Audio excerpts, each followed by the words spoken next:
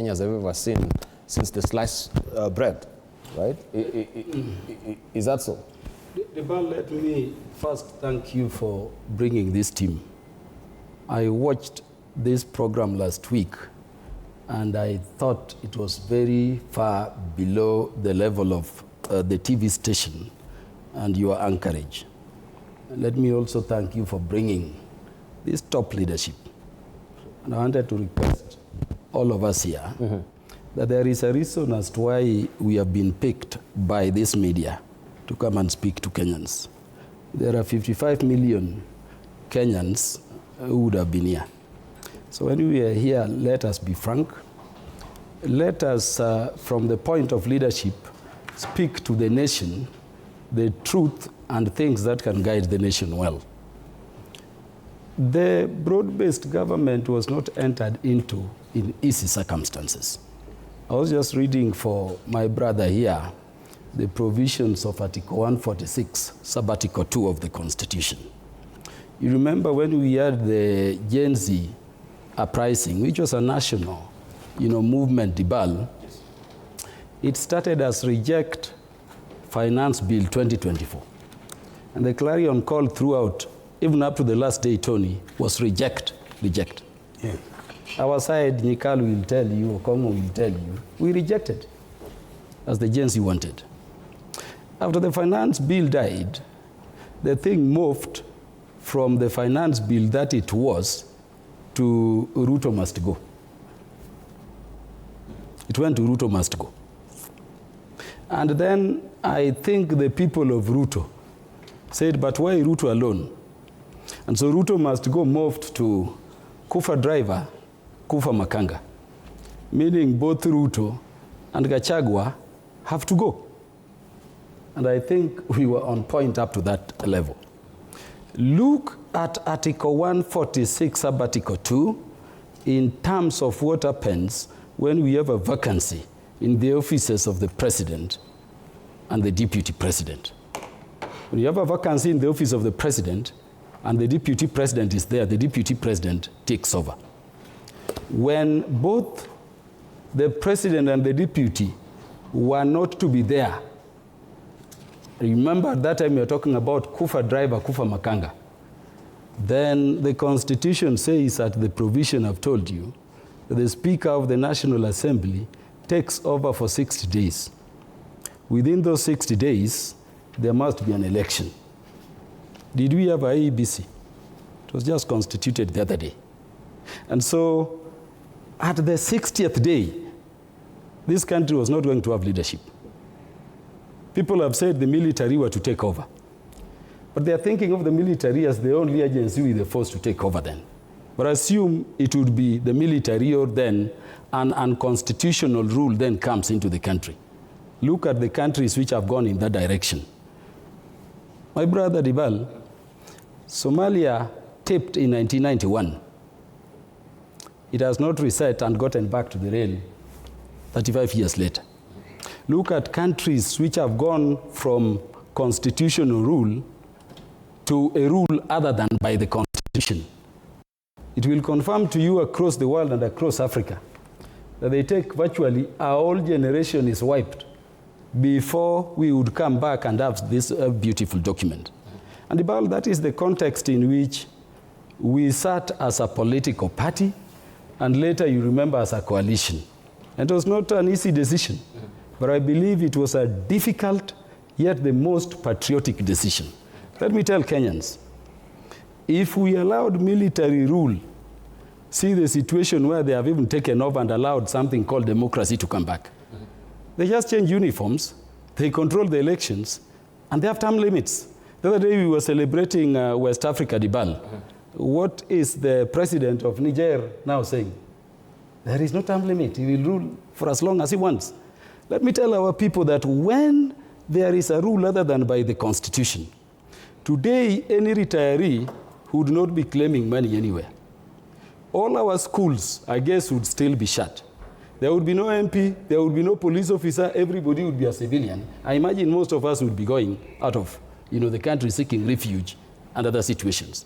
And that is why we sat as a party and we made the difficult decision to say that we may talk of human rights and fundamental freedoms, but without Kenya, you cannot enjoy those rights.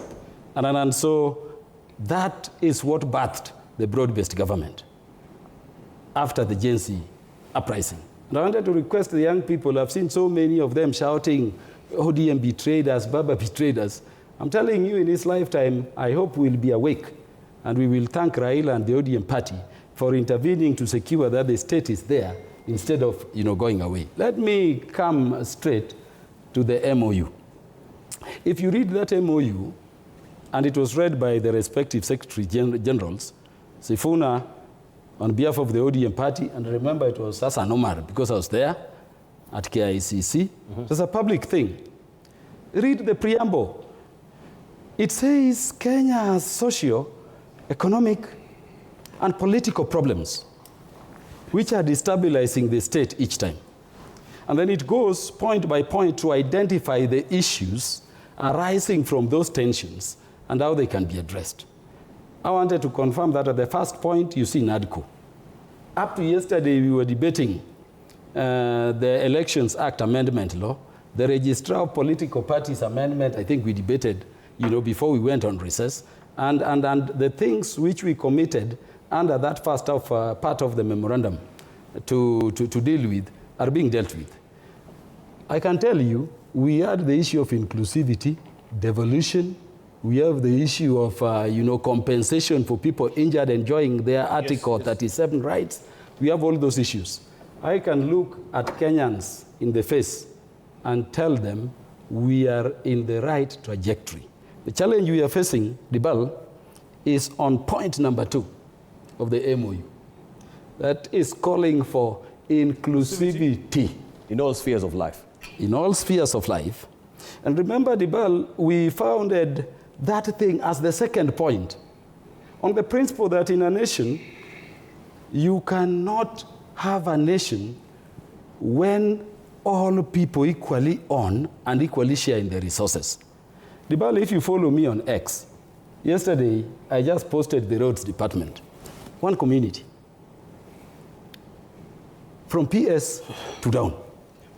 And that is the case. You go to the AG's office, you go to the critical departments of government. So there is a resistance because, to bring inclusivity, some people have to go, some people have to come in so that we live the life of Article 232 of the Constitution here, which says there will be ethnic and regional balance at all levels of government, which says that the minorities will be catered for, which says that, people who have been marginalized will be integrated, persons with disability will be integrated. For you to reach to a level where we have the face of Kenya as contemplated by Article 232, Dibal, some people have to go.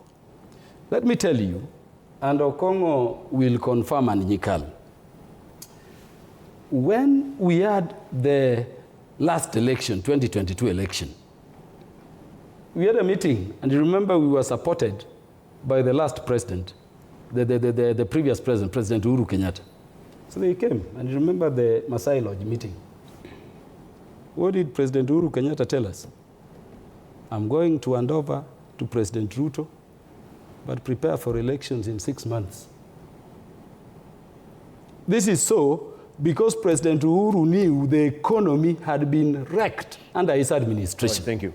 No. Allow me to conclude this. Yes, just conclude briefly so that we can go to Okongo Mogi. I want to tell you that 1 month before President Kenyatta, I'm just concluding on inclusivity, left office. He contracted 1,500 kilometers of roads in Mount Kenya alone. And so when you hear people saying, complete the ongoing projects before you can start any other, it is work only on our projects. And if you are dealing with 1,500 kilometers of roads, at the current appropriation, my colleague Nikalia will tell you, for 7 up to 10 years, you will be only completing those roads. You will not be doing roads anywhere. So inclusivity in terms of sharing national resources, inclusivity in terms reorganizing the public service is affecting us. Let me conclude by saying, Dibal, that let us not be unfair to President Ruto. If you want to say that where a police officer commits a mistake and shoots a person, it is Ruto we blame. Then how many people died under Uhuru Kenyatta? I've served in the security committee for now 13 years continuously. Gachoka, do you know the number of people who are being carried in tapers and dumped into River Yala?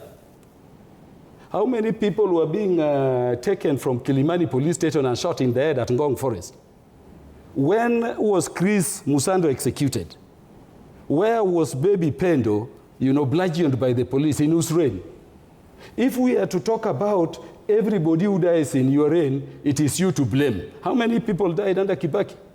So let us not, blame leadership as if we don't know the law. Let me conclude by saying... No, you've been concluding for the yes, longest time. Yes. Let me just try and butt in right now.